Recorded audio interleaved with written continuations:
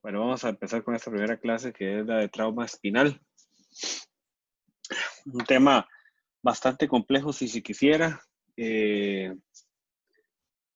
Vamos a tratar de darlo lo más sencillo posible para que ustedes lo puedan seguir. Porque, o sea, hay todo un tema de estabilidad de columna, de cirugías que se pueden hacer, cómo tratar los pacientes, en fin. Es algo muy complejo. Yo podría hablar incluso solo una clase de fracturas cervicales, solo una clase de fracturas lumbares, solo una clase de fracturas dorsales. Lo que sí van a ver que tal vez para que sigan la clase es necesario un conocimiento adecuado de anatomía y neuroanatomía para que entiendan un poquito mejor este tipo de lección. Ahora, hay cualquier cosa me van contando y me dicen si no entienden algo, por favor.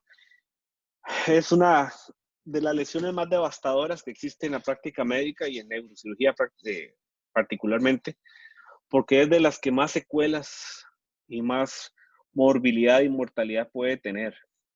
La persona que sobrevive a un traumatismo espinal de alta energía y que tiene alguna secuela neurológica se expone no necesariamente a morir por el traumatismo espinal, porque sí es cierto, digamos, directamente sí pueden morir por un traumatismo espinal. Ahora vamos a ver que la principal causa de la muerte de traumatismo espinal es el shock medular. Pero si la persona sobrevive y tiene alguna secuela, va a estar expuesta el resto de su vida a un montón de factores de riesgo que van a poner en peligro su vida en algún momento. Todos sabemos que un paciente inmovilizado es un paciente problemático en el sentido que nos va a dar mucho problema a lo largo del resto de su vida con infecciones urinarias, con neumonías a repetición, con úlceras por decúbito, o sea, todas las consecuencias que produce esa inmovilización. Y entonces, como podrán ustedes inferir, el traumatismo espinal es una de las enfermedades que más lesiones deja, que más secuelas deja y que por lo tanto más encamamiento y consecuencias va a tener. Un 50% de las traumatismos espinales son producto de los accidentes de tránsito, particularmente vienen en Costa Rica, las motos, ¿verdad? 21% es en caídas. Y uno puede ver dos eventos muy particulares en esto, las caídas, que son caídas de gente que se sube al techo a hacer labores en su hogar, generalmente caen de altas alturas, de unas alturas considerables, o gente, y esto es también común, que va a pozos, que va a las playas, a piscinas, y se tiran un clavado y ¡plá! Vienen con una fractura cervical por la baja profundidad o no pidieron una piedra o algo pasó, ¿verdad? De todo, la verdad es que yo particularmente he visto de todo, gente que se tira borracha, se hace clavados en la arena de la playa pensando que era hondo y queda con un traumatismo vertebral, en fin, múltiples cosas. La que más se lesiona desde el punto de vista estadístico es la columna cervical, con un 42% generalmente, un 31% en columna torácica y un 27% en columna lumbar. Generalmente se acompañan de fracturas de huesos largos y a veces sucede lo contrario, a veces encuentran primero la fractura de los huesos largos y siempre que ustedes vean una fractura de húmero, tibia, peroné, fémur, o sea, un traumatismo de alta energía, siempre busquen en un paciente porque existe una posibilidad importante de que ese paciente por ese traumatismo de alta energía tenga alguna fractura vertebral que estamos pasando por alto y que no estamos considerando. ¿Ok? ¿Qué es el problema de una fractura de columna? Que puede o no puede tener una afectación de la médula espinal. En fin, digamos, uno puede tener una afectación de la estructura anatómica de la columna, que implica los huesos, los ligamentos, que generan y los músculos que generan la estabilidad de la columna. Y esto a su vez puede, lamentablemente, lesionar el cordón medular que viene ahí adentro del canal espinal. Es común, no sé por qué, pero tal vez sea que somos más atentados, ¿verdad? Más irreverentes. Los hombres dicen que es el que más frecuentemente se lesiona y particularmente tienen razón. Es raro nosotros ver en la práctica clínica mujeres con lesiones graves de la columna espinal, sino es generalmente por accidentes de tránsito. Esto es una un repaso de lo normal y vamos a empezar con la columna cervical primero. Porque esto es un repaso de las cosas normales que podemos ver en una radiografía. Empezando por la curvatura normal de la columna y ese contorno de líneas que ustedes ven ahí, ¿verdad? Que tiene la línea anteromarginal, la posteromarginal, la espinolaminar, la posteroespinoso, perdón. En fin, ese tipo de líneas es algo que ustedes básicamente tienen que aprender que existe en una radiografía lateral. Y hay que insistir en que las radiografías laterales debe verse hasta C7. O sea, no puede ser que una radiografía de columna cervical no incluya C7. Y siempre, siempre que ustedes vean una radiografía de columna cervical donde no se ve hasta C7, es una radiografía con una técnica inadecuada. La adecuada valoración de una radiografía de columna cervical debe hacerse viendo todas las vértebras que eh, ¿cómo se llama? Componen la columna cervical. ¿Qué le sucede? Que generalmente las personas de cuello corto o las personas con mucho dolor o con otras cosas, los hombros se van a interponer en la imagen de la radiografía. Entonces, ustedes van a ver cuando ustedes sean internos, si Dios quiere, muchas veces cuando ustedes atienden a un paciente con politraumatismo y vaya a tomarse radiografías, una de las cosas que van a ver es que no se puede ver hasta C7 a veces. Entonces le van a decir a ustedes que por favor traccionen los hombros del paciente, los brazos, agarren de las muñecas al paciente y lo van a traccionar mientras se toma la radiografía para poder exponer adecuadamente C7. ¿Por qué? Porque resulta que estadísticamente las principales probabilidades de los sitios donde más frecuentemente ocurren las lesiones vertebrales es en C5, C6 y C7, en ese orden. Entonces, por lo tanto, si no se tiene una adecuada valoración de ese segmento, se puede pasar por alto. En segundo lugar, en importancia de ocurrir lesiones vertebrales. Todas estas medidas son importantes, ¿verdad? Lo que es el espacio hematoxoideo en niños, en adultos, la cantidad de tejido prevertebral que debe haber. ¿A qué se refiere con eso tejido prevertebral? Eso tampoco es que ustedes tienen que ser radiólogos en esto, pero un momento, se me trabó esta cosa ya. Pero normalmente un engrosamiento del tejido prevertebral implica una probable lesión vertebral, una importante inflamación, y es una de las cosas que tienen que tener en cuenta. Pero como les digo, tampoco es que ustedes ocupen que se hagan especialistas en radiología.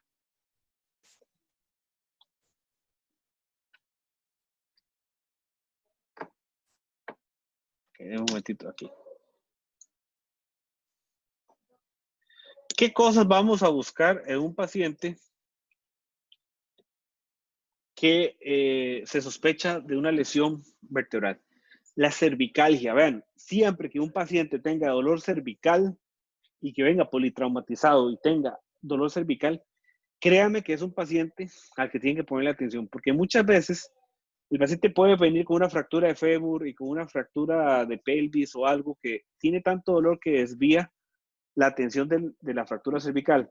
Pero, y entonces, obviamente, un paciente puede ser que no le preste atención a que tiene dolor cervical porque le están doliendo otras cosas más. Pero un paciente que de entrada le digan a ustedes que lo que más siente es la cervicalgia, es un paciente que tiene que ponerle atención, porque la cervicalgia es uno de los síntomas cardinales de esto. ¿Qué sucede? Ya hemos visto también muchos pacientes que vienen a un servicio de emergencias, se le hace de todo y se da de alta. Y a los días viene, doctor, vieras que hace unos días tuve un accidente, pero sigo con mucho dolor cervical.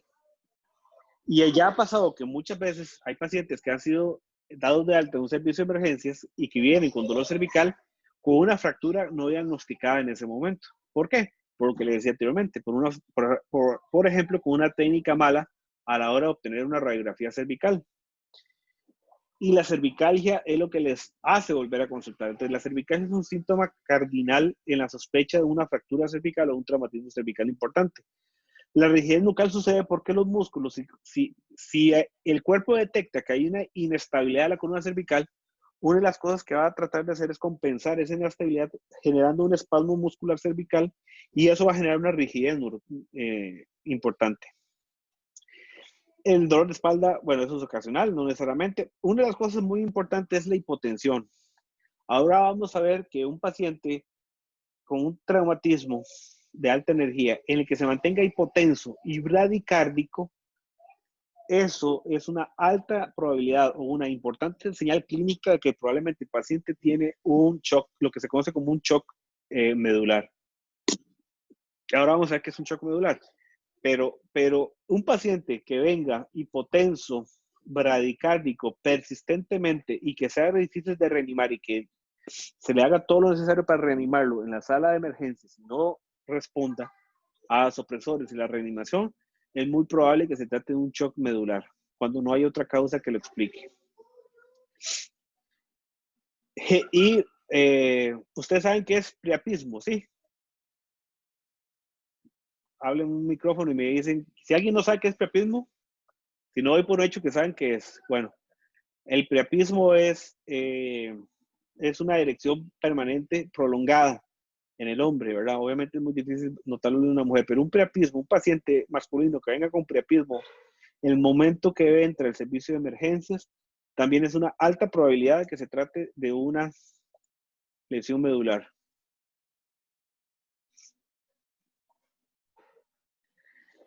Eso es por lo que les decía que necesitaba que recordaran un poco de lo que era la anatomía, la neuroanatomía básica de la médula espinal, donde tenemos un cordón posterior, un cordón anterior, dos cordones laterales, uno de cada lado, ¿verdad? Y tenemos los que es la propiocepción consciente, la columna dorsal, lo que es la vía espinotalámica, lo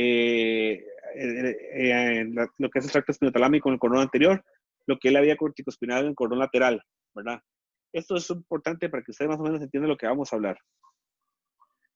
Uno puede tener un paciente, digamos que ya el paciente, que ya lo reanimaron, le hicieron el ABC, lo estabilizaron, y el paciente está consciente, ya viene la parte de la valoración neurológica. Uno va a tener varias cosas que les va a llevar a ustedes a encasillar al paciente como un lesionado medular. Vamos a tener un paciente con una paraplegia incompleta, con una paraplegia completa, con una cuadriplegia o con una incompleta o con una cuadriplegia completa. Vamos a ver, ¿a qué se refiere?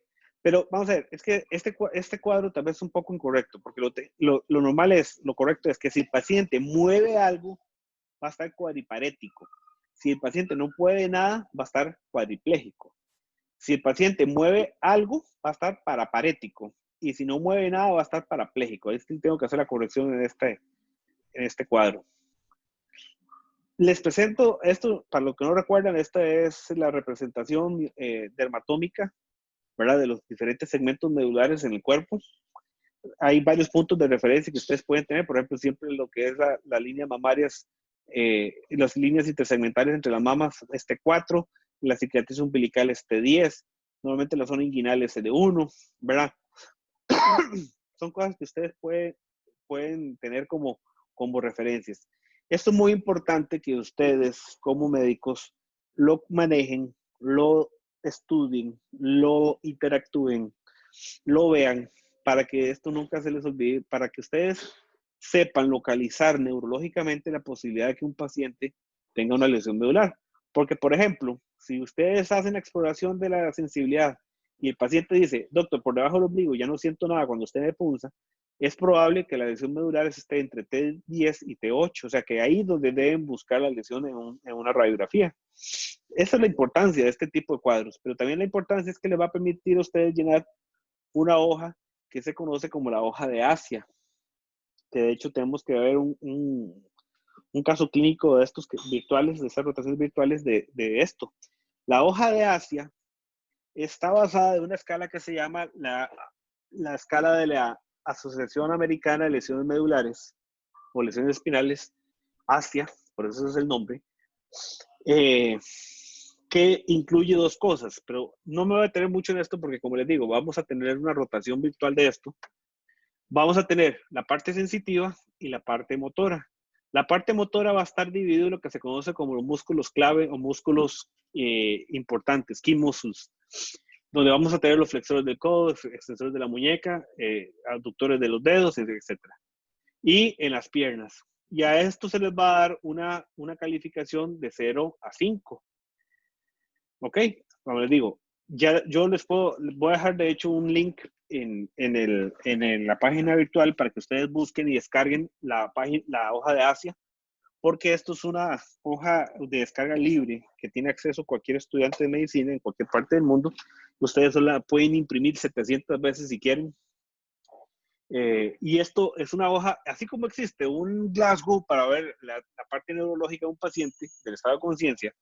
La escala de Asia, aunque es un poquito más compleja, pero también es una escala rápida que le permite a uno ver cuál es la percepción de ese paciente, cuál es el estado motor de ese paciente y generalmente darle una calificación de la lesión medular. Y la calificación que se va a obtener es esta. Bueno, esta es la manera como se evalúa, ¿verdad? Se evalúa el nivel sensitivo, se evalúa el nivel motor, se determina el nivel neurológico de la lesión, se clasifica la lesión como medular completa o incompleta y se le da una escala de Asia a la discapacidad. ¿Qué es esto? Ven ustedes, la escala de Asia, así como el Glasgow va de 3 a 15, la escala de Asia va de a E, A, B, C, D y E. Donde vamos a tener que una lesión hacia A, vamos a estar viendo un paciente que tiene una lesión medular completa, incluyendo los segmentos sacros. Ahora les voy a explicar qué significa eso. Pero ven ustedes el otro extremo.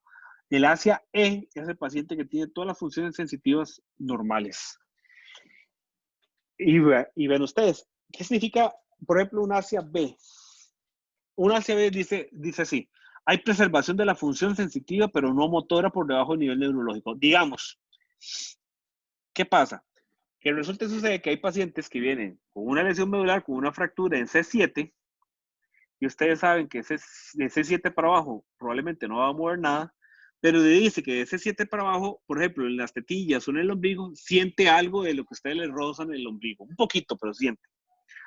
O sienten el roce de sus dedos en los pies, pero el paciente no mueve absolutamente nada, ninguno de los músculos por debajo del nivel de la lesión. Eso es un hacia B, porque no tiene nada de función motora, pero sí tiene algo de preservación sensitiva. ¿Y qué significa eso? Incluyendo los segmentos sacros. Dice que hay que explorar al paciente incluyendo la región perineal. O sea, que uno no puede decir que el paciente no siente del todo hasta que se le haya hecho un tacto rectal donde el paciente diga si siente o no siente el tacto rectal. O sea, toda esa parte sensitiva hay que explorar al paciente. Como les digo, no me voy a tener mucho en esto porque hay una rotación para esto, para que ustedes aprendan a utilizar esta hoja. Incluso creo que les voy a dejar un link también donde un video donde permite ver cómo se llena esta hoja. Pero esta es la escala de ACE que le permite a ustedes una rápida valoración de la lesión medular de ese paciente. ¿Qué significa eso? Los encasillados dentro de la lesión hacia A, estadísticamente se dice que tiene un 1% de probabilidades de mejorar hacia un nivel arriba. O sea, las personas hacia A o medulares completos tienen un 1% de convertirse en algún momento de la vida en un hacia B. El hacia B tiene un 10% de probabilidad de convertirse en un hacia C. Un hacia C tiene un 30% de probabilidad de convertirse en un hacia D. Y ahí van, ¿verdad? Y un hacia D tiene un 50% de probabilidad de convertirse en un hacia E. Y esa es la importancia de la escala. ¿Qué quiere decir esto? Que prácticamente el paciente que esté en hacia A en una lesión medular completa es básicamente imposible volverlo a ver caminar, volverlo a ver a recuperar la parte neurológica. Por eso es que les decía que la parte esta de la lesiones medulares son las que más secuelas nos van a dejar, porque es prácticamente imposible que un paciente vuelva a caminar si es una lesión medular A o B. Ahora ustedes me van a decir, pero ustedes han visto pacientes que son tan cuadriplégicos, encamados y que aún así los operan, ¿verdad? Resulta que la operación que nosotros hacemos para este tipo de pacientes es para estabilización de la columna, para que el paciente no se desnuque cuando lo sienten, porque no es lo mismo tener un paciente cuadripléjico acostado en la cama el resto de su vida a un paciente cuadripléjico sentado por lo menos en una silla donde algo de rehabilitación se le puede dar y moverse.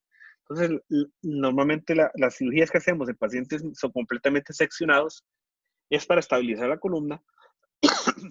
Les ponemos tornillos y barras para tratar de estabilizar la columna para que el paciente pueda rehabilitarse y sentarse por lo menos en una silla de ruedas, porque obviamente tenerlo acostado es totalmente contraproducente. Bueno, sucede que hay unos síndromes que no caben dentro de lo que acabamos de ver. sea que no es ni una lesión A, ni una lesión B, ni una lesión C, ni una lesión D, ni una lesión E. ¿Qué es eso? Es lo que se conoce como los síndromes medulares incompletos y son una sección aparte. En la hoja de Asia viene incluso como una sección aparte, donde hacen la salvedad que si se encuentran estos hallazgos, se consideran síndromes medulares incompletos. ¿Qué significa esto? Bueno, vamos a ver, este de aquí arriba es lo que se conoce como el síndrome centromedular, este de aquí abajo es lo que se conoce como el síndrome medular anterior, y este que está de último es lo que se conoce como el síndrome de hemisección medular o síndrome de Brown-Séquard. Este de arriba, también el centromedular, también se conoce como síndrome de Schneider. ¿Qué es esta región en rojo? Esto es una explicación anatómica representativa esquemática de dónde se lesionaría la representación gráfica, de dónde se lesionaría la médula en cada uno de estos síndromes, para explicar los hallazgos clínicos que tiene cada uno. Entonces, por ejemplo, un síndrome de hemisección medular implica que solamente la mitad de una médula está lesionada. El síndrome medular anterior implica que el cordón anterior y parte del cordón medio, del cordón lateral, perdón, está seccionada, incluyendo las astas anteriores. Y el síndrome centromedular, ven ustedes cómo respeta la parte espinotalámica, la parte del cordón anterior, pero afecta parcialmente las astas, prácticamente todas las astas anteriores y parcialmente el as corticoespinal lateral. ¿Ok? Entonces, esto es, sí, dígame. ¿Cómo era que se llamaba el tercero? El primero era el centromedular. Ahorita lo vamos a volver a ver, tranquilo. Okay, El primero es el síndrome centromedular o síndrome de Schneider. El de medio de este se llama síndrome medular anterior y este se llama síndrome de hemisección medular o síndrome de Brown-Séquard. Ahorita los vamos a ver esto. Aquí viene un poquito de explicación de cada uno. El síndrome centromedular, el nombre lo dice. Ven ustedes, es algo característico. Pérdida del poder motor en las extremidades superiores. Son pacientes que vienen, que tienen un accidente, una caída, un golpe en la cara. Principalmente son viejitos, generalmente adultos mayores, que tienen mucha enfermedad degenerativa de la columna, mucho desgaste. Ahora vamos a ver en la siguiente clase que es la espondiloartrosis. Muchos osteofitos en la columna vertebral. Y esos osteofitos le meten en el mecanismo del trauma, hace una flexión de la columna y le dan un traumatismo al cordón medular, que afecta principalmente la parte central de la médula. Entonces resulta que lo que hacen es principalmente una pérdida de la fuerza en las extremidades superiores, y las extremidades inferiores tienen una pérdida de la fuerza, pero no tan marcada como las extremidades superiores. O sea, es una pérdida de fuerza asimétrica. Se pierde más fuerza en los brazos que la fuerza en las piernas. La persona prácticamente le cuesta muchísimo mover los brazos y las piernas las mueve débilmente, pero las mueve. Y la característica también es que mientras más se acerquen a las manos, ustedes van a ver más problemas. O sea, la persona le puede a usted levantar el hombro, le puede levantarle el codo, pero cuando se van acercando a los dedos, prácticamente están inmóviles esos dedos. Esa es la característica del síndrome centromedular. Y otra característica del síndrome centromedular es que, gracias a Dios, es de lo que mejor pronóstico tiene. Aunque se ve muy aparatoso ver a un paciente con lesiones medulares, se sabe que el paciente al cabo de una semana con lesión medular, con rehabilitación empieza a recuperar un gran porcentaje de su fuerza muscular sin necesidad de cirugía. El síndrome medular anterior es bastante raro, es muy, muy raro verlo traumático. Incluso es raro verlo en la práctica clínica. Yo, la verdad, nunca he visto un síndrome medular anterior traumático. Se sabe que es generalmente, sí los he visto en pacientes diabéticos e hipertensos, cardiópatas y dislipidémicos, porque generalmente es un infarto de la arteria espinal anterior. Y es es de los peores pronósticos que tiene, ¿verdad? Pero es bastante raro. Entonces no me voy a tener mucho en eso porque traumáticamente no hay mucho que ver. Esto es un resumen de lo que les acabo de decir del síndrome de Schneider, ¿verdad? Donde motor hay una debilidad en miembros superiores, sobre todo distal, y menos compromiso en miembros inferiores. En la parte sensorial es importante, hay varios grados de hipoestesia por debajo del nivel de la lesión. O sea, le cuesta mucho al explorador encontrar un nivel sensitivo claro del paciente, porque le va a decir al paciente, sí, doctor, aquí siento bien, pero aquí no siento, aquí donde usted me pinchó sí siento, pero más abajo ya no siento. O sea, se le hace un nudo mental al paciente, perdón, al explorador. Pero la clave de esto es la parte motora, donde las manos les va a costar muchísimo, y los dedos les va a costar muchísimo moverlo, los codos un poco, los hombros un poco, las piernas las va a mover más, ¿ok? Entonces, esa es la característica. Y vean ustedes, 50% de los pacientes recuperan su capacidad de deambular, independientemente de cómo estaban cuando llegó, y generalmente sin ningún tipo de cirugía. Repasar, esta es la zona lesionada. ¿Por qué es que pasa esto al paciente? Porque teóricamente, este es el haz corticoespinal lateral, donde está lo que es la vía motora. Ven ustedes que si representativamente se lesiona solo una parte de la vía corticoespinal, se cree o se teoriza que aquí en esta parte que se lesiona están las neuronas que se encargan de las extremidades superiores, dejando más lateral la zona que se encarga de las extremidades inferiores. Por eso es que conceptualmente se entiende que el síndrome centromedular afecta primordialmente las extremidades superiores. Este es en mi vida, también es raro, digamos, el síndrome de Schneider, el centromedular, es bastante frecuente verlo. Es tal vez el que en mi vida he visto más, muchísimo más. Y el síndrome de hemisección medular lo he visto solo una vez clínicamente. Y generalmente los pacientes con hemisección medular son producto de lesiones penetrantes. De hecho, el doctor Brown Sequard lo describió en pacientes de guerra con heridas penetrantes. Y efectivamente, la única vez que en mi vida he visto uno fue con un paciente de herida por arma de fuego. ¿Qué es el síndrome de hemisección medular? Resulta que sucede que solamente hay una parte de la médula que está lesionada. La mitad de una médula. Puede ser la mitad derecha o la mitad izquierda. Perdón, me devolví. Aquí estamos viendo cómo hay una porción conservada y una porción, la mitad de la médula lesionada. ¿Qué es lo que hay clínicamente en estas lesiones? Ustedes van a ver pérdida de la sensibilidad de dolor y temperatura y tacto fino en el lado opuesto a la lesión. Y hay pérdida de la función motora, vibración en el espacio y tacto profundo en el lado de la lesión. ¿Qué quiere decir esto? Que hay una discordancia de propiocepción. Lo que es dolor y temperatura, un paciente lo va a sentir de un lado, la mitad del cuerpo, y del otro lado no lo va a sentir. Lo que es propiocepción consciente, vibración en el espacio, perdón, vibración y posición en el espacio, lo va a sentir de un lado y del otro no. Y va a tener una hemiplegia de un lado, mientras que del otro lado va a estar reservada la función motora. Recordar siempre, el que se pierde de manera contralateral es la sensibilidad del dolor y la temperatura. Y el que se pierde de manera ipsilateral a la lesión es la vibración, lo que es la propiocepción consciente, vibración y posición en el espacio. ¿Por qué es esto? Porque resulta que sucede que el haz espinotalámico lateral, que es el que se encarga del dolor y de temperatura, es decusado en la médula. Se decusa, asciende dos segmentos y se decusa en la médula y asciende por el cordón espinotalámico lateral contralateral. Entonces, recordar cómo es el Brown Sequard. Hay pérdida del dolor y la temperatura en el lado contralateral a la lesión y hay pérdida de propiocepción consciente y de función motora en el lado ipsilateral de la lesión. Como les digo, esto es bastante raro, pero sí lo he visto en pacientes y esto está escrito en lesiones penetrantes. Igual aquí hay un resumen que ustedes pueden ver en las clases que podemos ver, que yo les voy a subir. Voy a subirles el link también de las clases que van a quedar acá, pero para que ustedes vean el resumen de cómo es. ¿Qué es el choque espinal? El choque espinal es la principal causa de muerte inmediata producto de un traumatismo espinal, que es lo que les decía. El paciente, si no muere y sobrevive por el traumatismo espinal, puede ser que sobreviva, pero va a tener una alta probabilidad de morir por otras complicaciones propias de su inmovilización.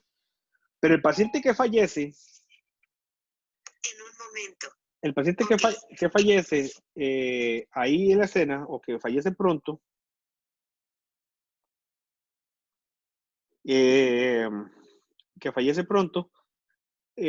va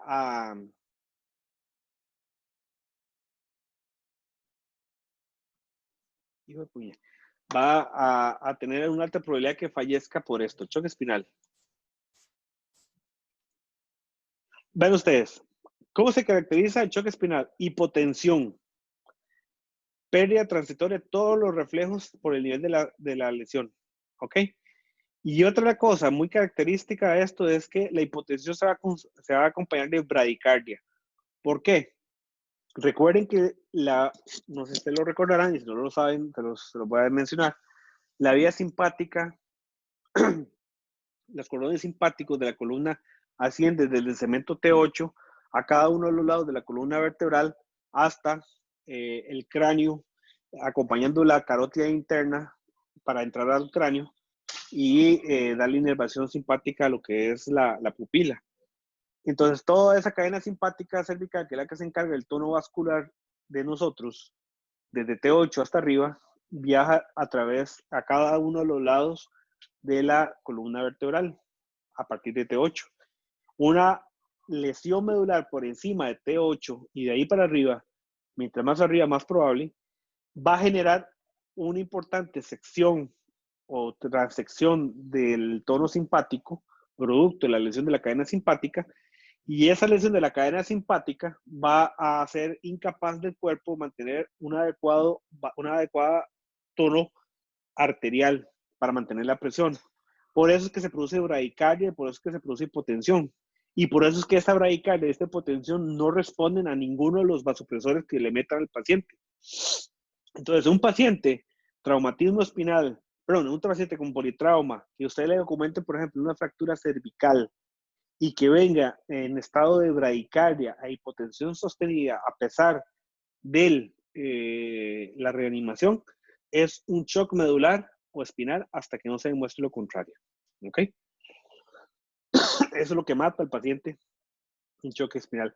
Aquí ustedes pueden ver, estos son los diferentes mecanismos por los cuales hay fracturas. Y esto aplica, estamos hablando de columna cervical, pero también aplica para columna lumbar y dorsal. Solo que en el nivel de columna cervical hay fracturas muy interesantes, por así decirlo. Ninguna es interesante, pero diferenciadas del resto de la columna. Por ejemplo, hay fracturas de odontoides, hay fracturas de la que se conoce como la fractura de Jefferson, que es la fractura de C1 del atlas en dos segmentos, en el arco anterior y el arco posterior. Hay una cosa que se llama el segmento del ahorcado, que es una fractura del istmo de la unión de C1 y C2. En fin, pero como les digo, no me voy a poner a preguntarles a ustedes ninguna de estas cosas. Esta es una fractura especial que se llama fractura del paleador, que es lo que se conoce como la fractura también se le dice de Clay-Schobeler.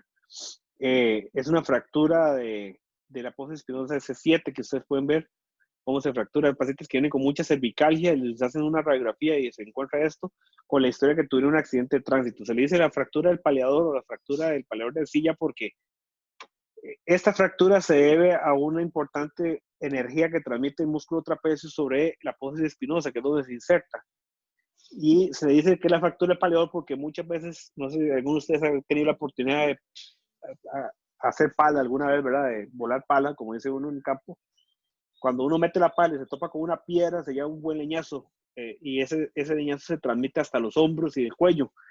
Resulta que ese impacto de la pala sobre la piedra transmite una alta energía sobre el músculo trapecio y ese músculo trapecio puede fracturar la apófisis espinosa, por eso es que se le dice la fractura del paleador. No quiere decir que solamente así suceda. Puede suceder por accidentes de tránsito también.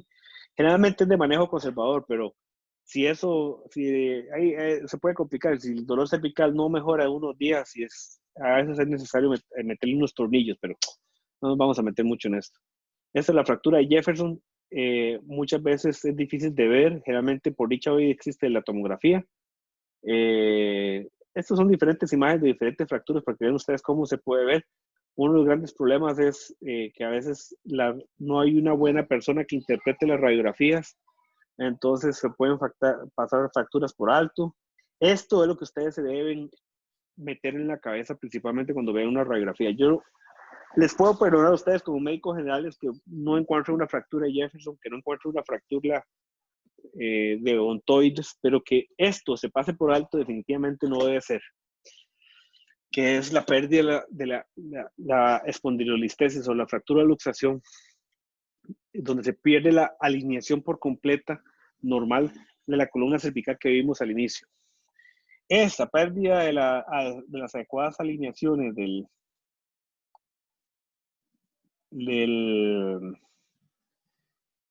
cuerpo, de las vértebras cervicales, implica que ya se perdió la estabilidad.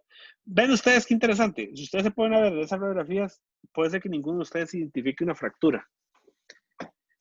Entonces, si no hay fractura aquí, porque ven ustedes acá que el cuerpo vertebral parece de una anatomía normal y acá está tirado hacia adelante, pero ven ustedes el espacio que existe entre las fosas espinosas, ¿verdad? Cómo se amplió un montón y obviamente está más que evidente que el cuerpo vertebral está angulado hacia adelante. Si no hay fracturas, ¿por qué creen ustedes que existe esto? ¿Qué se les ocurre a ustedes que sucedió acá? Muchachos, alguien que me conteste. Si no ven fracturas, ¿qué es lo que sucedió? Ahí me manda un mensaje, aunque sea. Como pérdida de, tal vez como la parte articular, digamos. Exactamente. Recuerden que la columna es un conjunto de ligamentos y tendones y articulaciones. Principalmente las facetas son las principales unidades articulares de la columna. Entonces, no necesariamente tiene que haber fractura para que haya una pérdida de la estabilidad. Resulta que aquí lo que se puede ver roto es cualquiera del complejo articular de la columna cervical. Ese complejo osteoligamentario se vio transgredido por esa fractura, por ese traumatismo, y esto es lo que se conoce como inestabilidad de la columna. Entonces, no tiene que haber una fractura, lo que hay es una inestabilidad segmentaria en la columna, por un traumatismo de alta energía. Entonces, es lo que se conoce como una espondilolistesis cervical. Ahora vamos a ver un poco de terminología de patología de columna, pero una listesis cervical es esto, es un desplazamiento anormal de un cuerpo vertebral sobre otro. Y generalmente se debe a la transgresión de la unidad articular de esas vértebras. Esto, por supuesto, merita una rápida tracción y estabilización de la columna para corregir eso. En la rotación les voy a decir cómo es que se corrige esto. Este modelo que está acá es un modelo que se aplica para valoración de la columna dorsal. Se las voy a mencionar como algo anecdótico porque la verdad se utiliza ya muy poco. Pero era un modelo establecido en 1983 para fracturas vertebrales, donde este ortopedista, Dennis, en 1983 subdividió la columna vertebral dorsal en 3 segmentos, donde la columna anterior va del ligamento longitudinal anterior a la mitad del cuerpo vertebral. La columna número 2, la columna media, va de la mitad del cuerpo vertebral al ligamento longitudinal posterior. Y la columna número posterior, o la 3, va del ligamento longitudinal posterior al ligamento interespinoso, la porción más posterior de las fosas espinosas. Entonces ellos dijeron, o él dijo, que si había 2 fracturas de estas, 2 compromisos de estas columnas, se consideraba que la fractura era inestable. O solamente compromiso únicamente la columna anterior se consideraba con fractura inestable, o sea que ocupaba algo de intervención médica para estabilizar la columna. Esto, como les digo, es algo anecdótico, casi no se utiliza, generalmente lo utilizan los ortopedistas, pero por si acaso en algún momento ustedes llegan a hablar de las columnas de Denis, a esto es lo que se refiere las columnas de Denis. Y lo que hacen es para valorar esto, por ejemplo, aquí ustedes pueden ver que esta fractura, según Denis, tiene la columna anterior fracturada, la columna media fracturada, por lo tanto se consideraba una fractura inestable y que ameritaba intervención para estabilizar o para corregir esa inestabilidad. Son diferentes imágenes que ustedes pueden ver. Las radiografías es una importante herramienta que ustedes tienen como médicos generales, que tienen y van a tener. Es importante, y todo paciente en el cual detecten ustedes una fractura debe ser enviado para una adecuada valoración especializada para que se realice además una tomografía y una resonancia magnética. La tomografía no necesariamente es diagnóstica, eso quiero que sean claros. La tomografía se debe usar para complementar un diagnóstico que ya ustedes hicieron con una radiografía. Obviamente puede ser que haya fracturas que no se vean en una radiografía y que se vean acá, Pero ya eso es porque el paciente siguió con dolor, con un déficit neurológico, ustedes les hacen las radiografías, no ve nada, se aseguraron que no ve nada, que hagámosle un TAC. Pero el TAC uno lo hace como cirujano para planificar lo que se le va a hacer a ese paciente, no para hacer un diagnóstico de una cosa que es muy evidente en una radiografía simple de columna que ustedes tienen ahí a mano. La mención aparte para las fracturas, para los traumatismos penetrantes de médula. Esto no es como en las películas, ¿verdad? Que sacando la bala se resuelve el problema. Obviamente es más que evidente que ya una bala, un proyectil en el canal ya produjo un daño y por más que yo lo saque no va a haber cambio. Lo que uno puede hacer es operar a estos pacientes para sacarle ese metal y para reparar la fístula del líquido cefalorraquídeo que hace por la ruptura de la membrana de las meninges de la dura madre. Pero nada más, pero al final de cuentas el daño ya está hecho. Entonces no hay mucha diferencia en lo que uno puede hacer en unas heridas de bala quirúrgicamente. Eso si el paciente está completamente seccionado, porque por ejemplo, si a mí me llega un paciente con una herida por arma de fuego que está moviendo las piernas parcialmente, tiene una lesión medular incompleta y tengo un proyectil en el canal que va a generar más inflamación y todo eso, puede ser que ahí ese paciente individualmente no lo categorice como que algo se le puede hacer y sacarle el proyectil para que no empeore. Pero eso quedará, es controversial, la verdad, ¿no? Es muy difícil decirle a ustedes cuál es el paso a seguir por una lesión por arma de fuego. Signos de mal pronóstico, lo que yo les decía. Si el paciente viene con una lesión medular y usted les hace un tacto rectal y no tiene tono del esfínter anal, eso es un signo de mal pronóstico de lesión medular. O sea, ya estamos viendo ante un paciente con esfínteres hipotónicos, ¿ok? Es un paciente que muy probablemente tiene una lesión medular completa. Y el priapismo, esos tal vez son los dos principales signos de mal pronóstico. Todo paciente que venga con priapismo masculino, siendo masculino, al momento de entrar a la sala de shock, es muy sugestivo de un mal pronóstico por una probable lesión medular.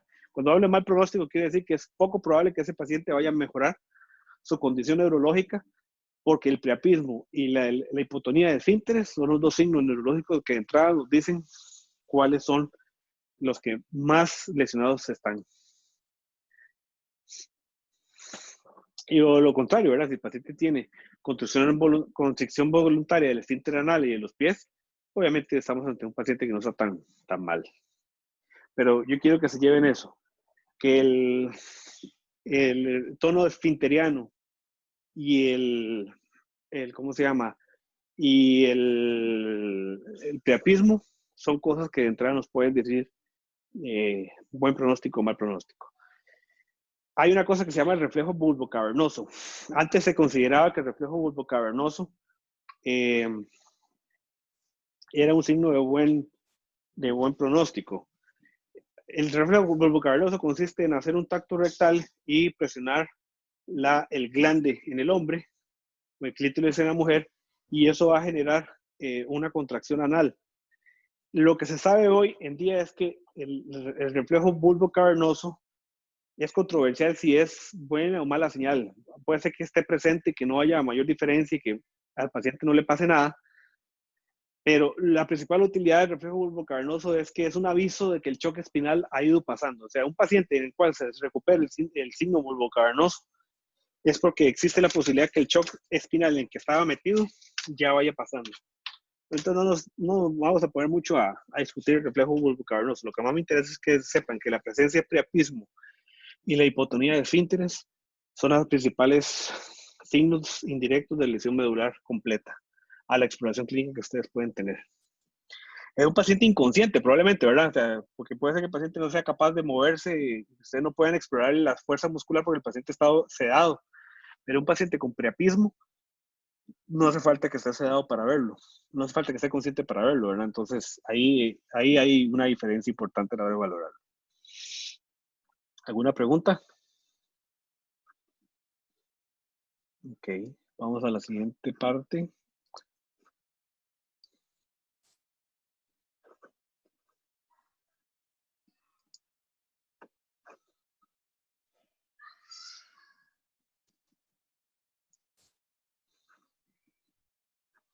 Vamos a hablar de la siguiente parte, que es patología degenerativa de la columna vertebral.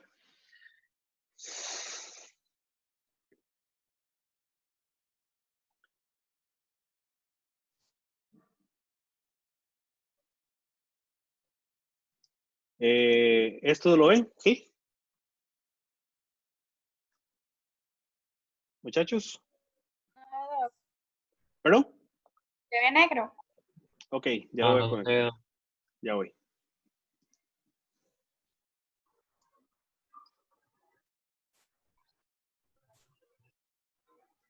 ¿Ahí? Ahora sí. Ahora sí, perfecto. Nada más para darles aquí la noticia. Se confirma el muerto 22. Una persona que falleció en su casa el 2 de julio. Oigan ustedes. ¿Cuántos muertos en la casa? A ver. Le hicieron el diagnóstico de COVID por autopsia.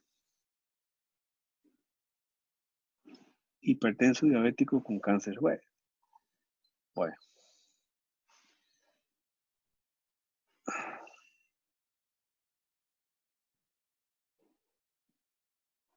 Vamos a ver. Entonces, patología de columna vertebral. Esto tal vez es si algún día volvemos a rotar con los estudiantes, los estudiantes que tienen la oportunidad de ir conmigo a la consulta se han dado cuenta que en la consulta externa de neurocirugía, un 85% de la consulta puede deberse a esto, a columna vertebral, principalmente la columna lumbar, porque la columna lumbar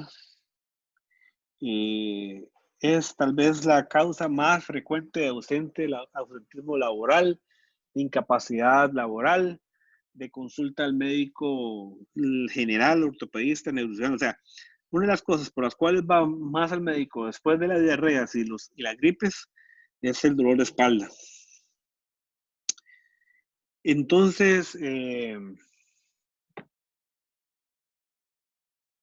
vamos a ver que esto se produce debido a la generación de la columna, a la discopatía degenerativa dentro de múltiples causas. Para empezar, quiero que ustedes entiendan qué es discopatía degenerativa. Cuando uno habla de discopatía degenerativa en un reporte o en una radiografía o en algo, ustedes van a ver muy frecuentemente este tipo de terminología. Se observa discopatía degenerativa de la columna lumbar. ¿Qué es esto?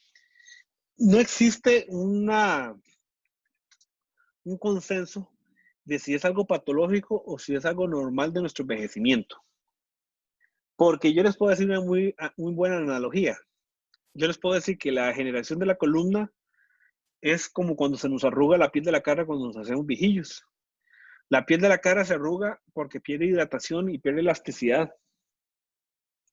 Pues algo muy similar sucede con el disco intervertebral y el resto de la columna vertebral. Esa columna va a tener unos cambios producto de su desgaste y esos cambios van a generar problemas de dolor generalmente. Ven ustedes, a partir de la cuarta década, o sea, yo todavía no estoy entrando ahí, y ahorita voy a entrar probablemente porque ya me está empezando a doler la espalda en los últimos días. A partir de la cuarta década se observan cambios degenerativos en el disco intervertebral. Representa un 20% de todas las enfermedades causantes de incapacidad laboral, lo que yo les decía, y un 50% de los casos de jubilación temprana. Y eso es completamente cierto. Ahí yo tengo en la consulta un montón de gente que anda con dolor de espalda pidiendo pensión por invalidez. 1 de cada 10 pacientes lo hace por problemas de la columna vertebral. Y en la consulta especializada, por ejemplo, en neurocirugía, 1 de cada 3. Increíble, ¿verdad? Lo más frecuentemente que uno puede ver es en las mujeres que se quejen de dolor cervical y en los hombres que se quejen de dolor lumbar. ¿Qué es el problema que un paciente con la enfermedad degenerativa de la columna? Aquí estoy hablando porque tal vez es lo más representativo anatómicamente la columna lumbar, pero también lo que yo explico acá se extrapola a la columna cervical.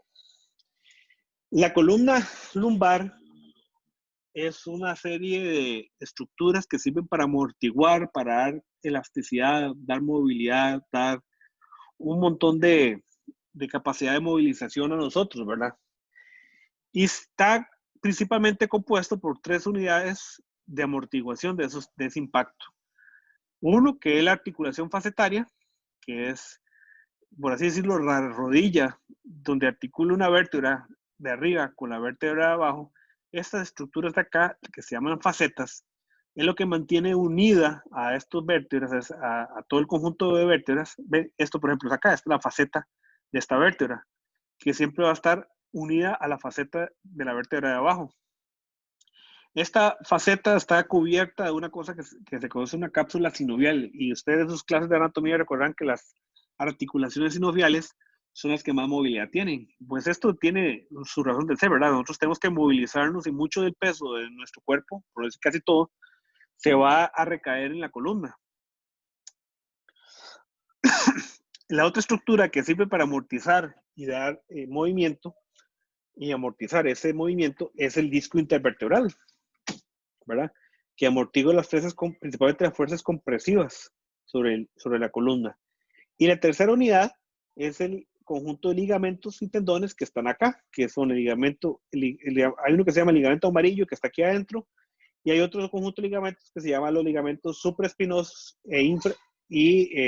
interespinosos, y el ligamento longitudinal posterior, que en conjunto con los músculos que están paraespinales van a darle soporte a esta columna. Todo esto en conjunto es lo que se conoce como la unidad funcional del movimiento de la columna vertebral. ¿Ok? Pues resulta que esa unidad de movimiento durante nuestra vida se ve sometida a mucho estrés, principalmente por el sentido que somos bípedos. Y al ser bípedos, principalmente la columna lumbar es la que más va a sufrir las consecuencias de andar jalando pesos, de andar trabajando, de andar llevando, por así decirlo, leño todo el tiempo. Y esa es la razón por la cual, por ejemplo, una persona que trabaja levantando sacos de cemento toda su vida, una persona que trabaja en el campo levantando madera, levantando troncos, levantando cosas pesadas, al final de entrada, antes o después de la cuarta década, ya va a empezar a sufrir de sus dolores lumbares.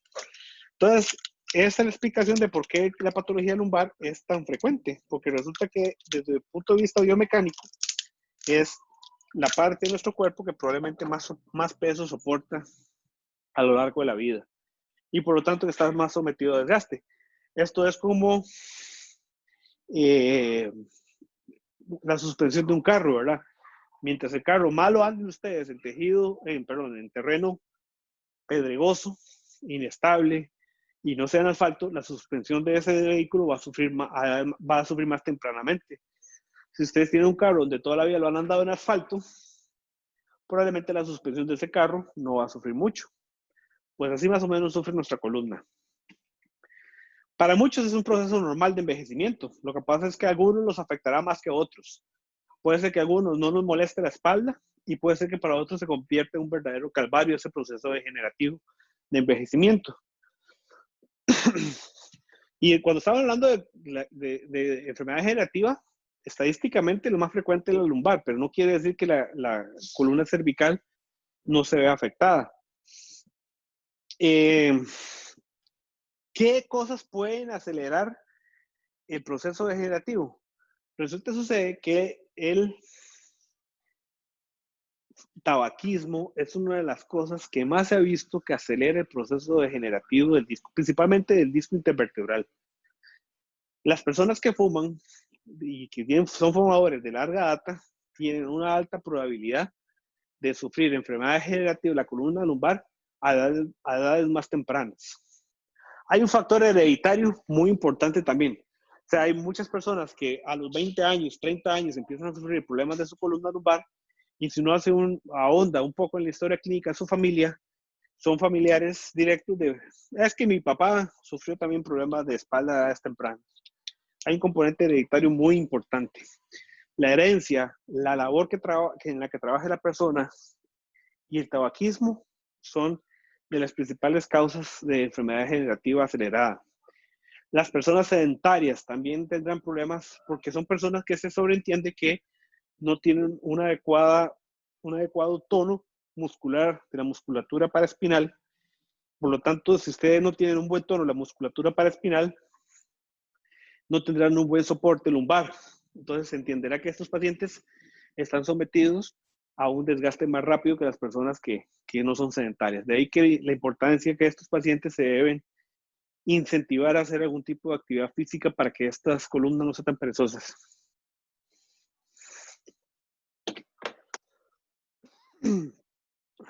Globalmente, si unimos los sexos, vemos que el síndrome lumbar es más frecuente, ¿verdad? Las mujeres sí se quejan globalmente un poquito más de dolor cervical, pero globalmente el síndrome lumbar es lo más afectado, es lo más frecuente que uno puede ver. Por eso les decía, no es lo mismo un cuadrúpedo que un bípedo. Los bípedos sufrimos más de estos problemas por esa postura vertical que tenemos. ¿Qué es lo que sucede en el disco intervertebral? Bueno, esto es un complejo resumen de lo que es el disco intervertebral, pero a grosso modo tenemos mucopolisacáridos y proteoglucanos en el disco intervertebral y agua. Esos son los principales componentes del disco intervertebral. Conforme nos vamos haciendo viejillos, ese disco intervertebral va sufriendo los procesos de degeneración, de deshidratación, de pérdida de elasticidad, de pérdida del sostén, y finalmente entonces lo que va a pasar es que el disco pierde esa capacidad de amortiguación, esa capacidad de elasticidad, de soportar la compresión, y va a generar una cosa que se llama dolor discogénico. Es una de las causas por las cuales nuestra espalda duele, porque el disco intervertebral se hace incompetente para esas cargas que antes hacíamos. Hay que ser muy claros, no toda dolor en la espalda es una lumbociática o una hernia de disco. No todo dolor en la espalda necesita que el neurocirujano lo vea. No todo dolor en la espalda necesita cirugía. De hecho, solamente se ha visto que de 100 pacientes que vienen por un dolor en la espalda a la consulta, solamente del 10 al 15% terminan en cirugía. Muchos de los dolores no son tributarios a cirugía. Uno de estos dolores, no necesariamente al inicio, no necesariamente tributario a cirugía, es el dolor discogénico. Digo al inicio porque puede ser que haya ciertas indicaciones de un dolor discogénico operarlo, pero eso ya queda a criterio del neurocirujano. Ya eso queda cuando ni la terapia física ni nada más en la vida ha podido mejorar el dolor de esa persona. Anatómicamente, estos son dos componentes simples y sencillos del disco. El centro, que es blando, que se llama el núcleo pulposo, y alrededor, que ese que sostiene el núcleo pulposo, es el anillo fibroso. Producto de todos estos cambios degenerativos que les acabo de decir, donde se pierde la elasticidad, donde se pierde la amortiguación y la capacidad del disco para sostener esas cargas, el disco puede deshidratarse y generar dolor. Y puede ser que el estrés sea tan grande sobre el disco intervertebral que luego de que ya se degeneró, el anillo fibroso se rompa y haga que el núcleo pulposo se desplace desde su interior y comprima la raíz nerviosa subyacente a ese disco intervertebral. Y es lo que se conoce como la hernia lumbar. Y estoy hablando porque también existe hernia cervical. Donde quiera que se localice, esa es la hernia, es el desplazamiento normal de una parte del disco intervertebral que comprime la raíz nerviosa del disco del segmento subyacente. Y eso es lo que se conoce como la hernia lumbar o la famosa lumbociática, porque normalmente se produce en L4, L5, L5S1, ahora lo vamos a ver más adelante, que son son dos de los segmentos que dan origen al nervio ciático. Pero ahora vamos a ver, porque hay una parte de la historia clínica que necesito que ustedes sepan. ¿Qué otras cosas tenemos producto de la enfermedad degenerativa? Bueno, ya vimos la discopatía degenerativa. O sea, el disco se degenera, se deshidrata, pierde la elasticidad, tiene cambios involutivos de degeneración. El disco incompetente puede generar dolor en sí. O sea, uno puede tener dolor de espalda común y llano por un disco o varios discos incompetentes. No necesariamente tienen que estar herniados. Yo quiero en eso ser claro. Un disco degenerado no quiere decir que sea un disco herniado necesariamente. Pues yo puedo tener un disco deshidratado y no herniado. Cuando ya se hernia es cuando produce una lumbociática. Si no se hernia, el disco lo que está generando se llama dolor discogénico, que tiene unas características diferentes, pero no me voy a meter mucho en eso. Pero un disco degenerado puede generar dolor por sí mismo. Ustedes van a ver tres términos que se parecen mucho, que en conjunto implican enfermedad degenerativa de la columna, pero que significan cosas diferentes. Van a oír hablar que existe la espondilosis, la espondilolisis y la espondilolistesis. Espondilosis o espondiloartrosis o espondiloartropatía degenerativa es todo aquel proceso degenerativo de la columna vertebral como consecuencia de la enfermedad discal, artrosis y osteocondrosis. O sea, nos estamos desgastando, se está haciendo, ahora les voy a decir una radiografía.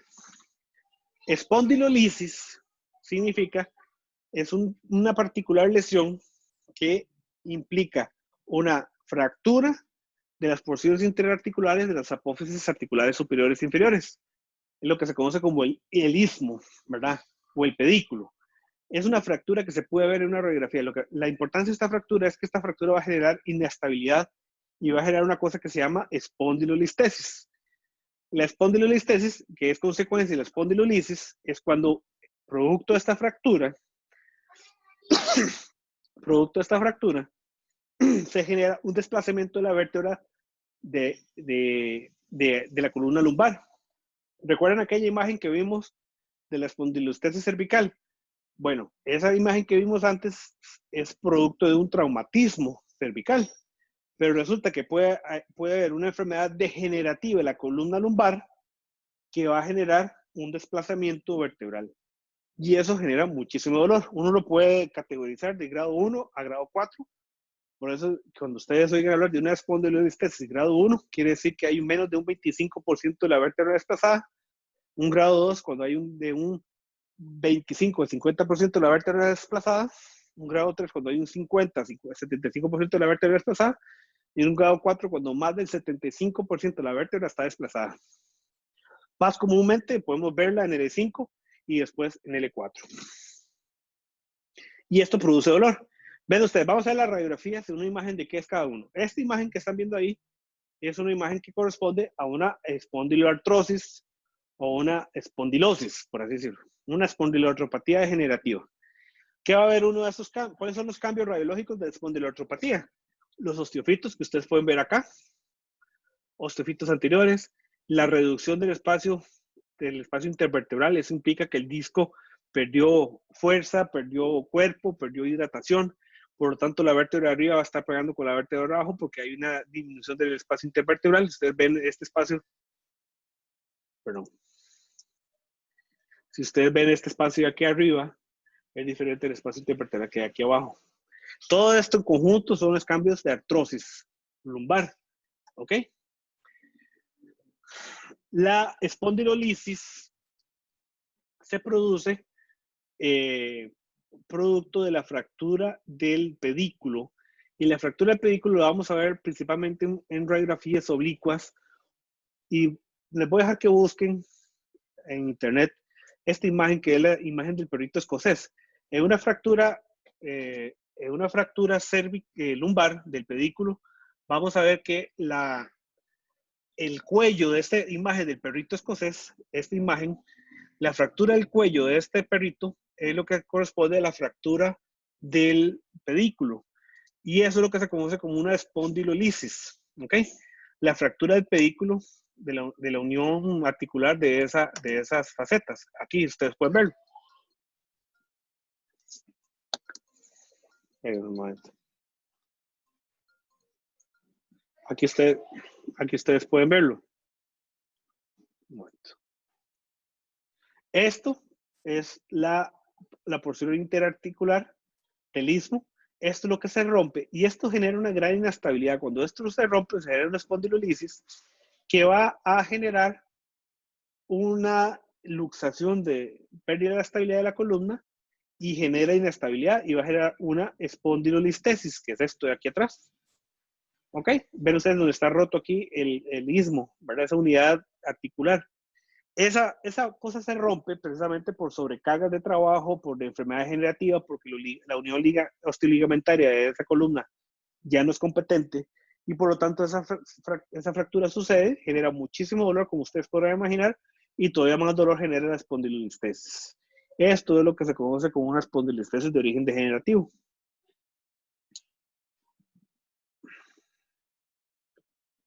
No, bueno, okay. Lo que yo les acabo de decir es muy sugestivo o se aplica también para la columna cervical. Hay cosas que a nivel cervical pueden confundir con cervicalgias puras, ¿verdad? Así como hay lumbalgias cuyas causas son múltiples, las cervicalgias tienen una causa múltiple, son multicausales. Existe la tortícolis, la neurosis occipital. No me voy a tener mucho en eso porque lo que más me interesa en este momento es que ustedes sepan diferenciar la patología cervical como tal. Estas imágenes que ustedes, lo que yo necesito es que ustedes siempre recuerden qué controla cada uno de los segmentos cervicales. Por ejemplo, C5 corresponderá a lo que es el deltoides, al tendón bicipital y a la sensación de la cara externa del brazo y la mano. C6 tiene que ver con la extensión de la muñeca, con el reflejo supinado largo y con la sensibilidad de la cara externa del antebrazo. C7 tiene que ver con la flexión de la muñeca, con el reflejo tricipital y con la sensibilidad de la cara, del dorso de la cara posterior de la mano y el brazo. Entonces, esto se lo voy a dejar ahí en la clase porque yo lo que quiero es que ustedes aprendan, por ejemplo, que una hernia cervical de C5 principalmente nos va a dar problemas en la fuerza del deltoides, en la fuerza del bíceps, nos va a dar problemas en el reflejo del bíceps, el reflejo bicipital, que una hernia de C6 nos va a dar problemas en el reflejo, supinado largo. Ven ustedes, si ustedes saben que el bíceps es inervado por C5 y ustedes ven una atrofia del bíceps en un paciente con un dolor cervical, ustedes sabrán que el problema anda probablemente en C5. ¿Ven?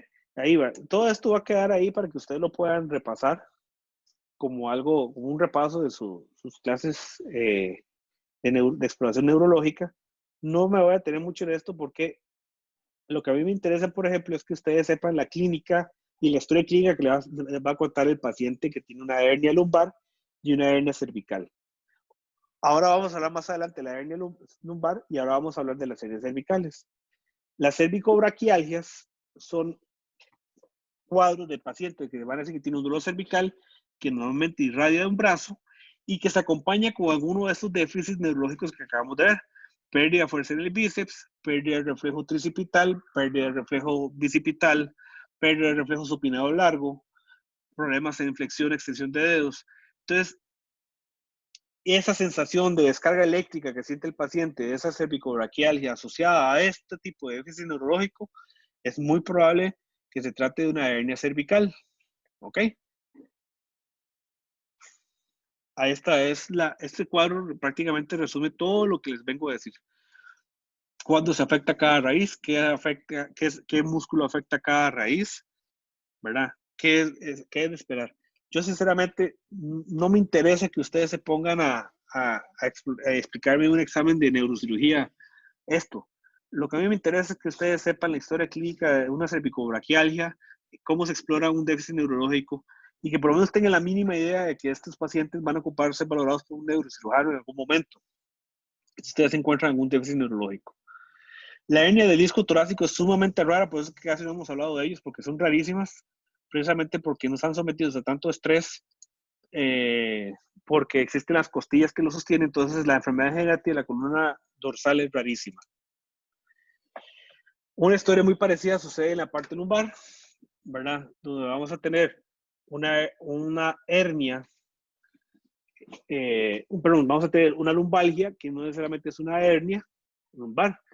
Las lumbalgias pueden tener múltiples causas, así como las cervicales.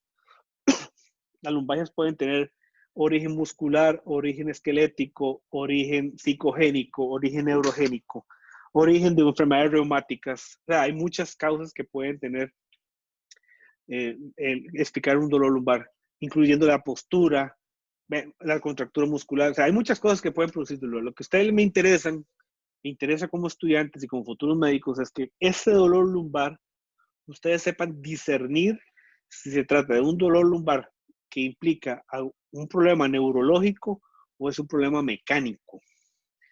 Que sea una lumbalgia crónica recidivante mecánica o que sea un lumbago, eso que yo quiero que ustedes aprendan. Aquí es diferente a una lumbociática. La lumbociática es aquel paciente que tiene un dolor lumbar cuyo dolor se irradia hacia atrás de la espalda y empieza a viajar por el glúteo hasta la pierna y que sigue el recorrido del nervio ciático por detrás del muslo, la fosa popltea, hasta la punta de los dedos. Esa es la historia clínica clásica de un dolor ciático y que normalmente se acompaña de diferentes hallazgos clínicos. Eso no lo puse aquí porque es una clase vieja, pero aquí les queda a ustedes para que lo repasen como algo para ustedes, pero principalmente lo que quiero es que se concentren en L4, L5 y L5C1, porque son los sitios donde más frecuentemente ustedes van a ver la lumbociática bien pegada. Por ejemplo, en L5C1 se suprime el reflejo aquilio. Los reflejos en L4, L5 todos están normales. Entonces, ven, la importancia es esto, ¿verdad? Cómo identificar pacientes que tienen algún déficit neurológico, una historia clásica de una cervicobraquialgia con afectación neurológica y que por lo tanto ocupan que sea valorado por un neurocirujano. Aquí se ve en una resonancia magnética cómo se ve la hernia, donde está, eso es una hernia cervical de C6, C7, donde está comprimiendo los raíz nerviosos de ese segmento. En fin, aquí ustedes pueden ver este gran osteofito. Estas son imágenes, ven usted qué gran osteofito, cómo reduce el espacio vertebral en la columna cervical. Todo esto son cambios espondiloartróticos. Yo sinceramente les voy a ser sincero, no me interesa que ustedes me digan el segmento C6 porque es C7, porque en teoría eso ya ustedes lo saben y ya fueron valorados eso en sus clases de propedéutica y semiología. Lo que yo quiero que ustedes aprendan más que todo es eso, la presencia de déficit neurológico, cómo se pueden abolir los reflejos, cómo se afecta la fuerza muscular, acompañado de un dolor característico eléctrico, ya sea cervical o lumbar, es muy sugestivo de una cervicobraquialgia producto de una hernia de disco cervical o una lumbociática producto de una hernia de disco lumbar. ¿Por qué? Porque aquel dolor, aquel paciente que, por ejemplo, el dolor le empeora cuando está sentado, que mejora cuando camina, que no se le irradia las piernas, que es ocasional, que dicen que se levanta bien y que se levanta mal. Eso no es un dolor que ocupe un neurocirujano, es un dolor clásico lumbar, de las lumbalgias comunes y corrientes. Donde se ocupa un neurocirujano cuando ustedes intuyan o encuentren que existe una afectación neurológica de ese paciente. Ahí es donde el neurocirujano entra. Fuera de esto, la mayoría de las lumbalgias y las cervicalgias se pueden tratar con terapia física, con analgésicos y con cambios en el estilo de la vida. Eso es la principal terapéutica que ustedes tienen para estas cervicalgias y para estas lumbalgias. Pero si ustedes encuentran déficit neurológico en la exploración física de estos pacientes, ahí es donde entra el papel del neurocirujano. No sé si tiene alguna pregunta hasta este momento. Si no, entonces nos dejamos hasta aquí. Gracias, Doc. Hasta luego. Muchas gracias, Doc. Hasta luego.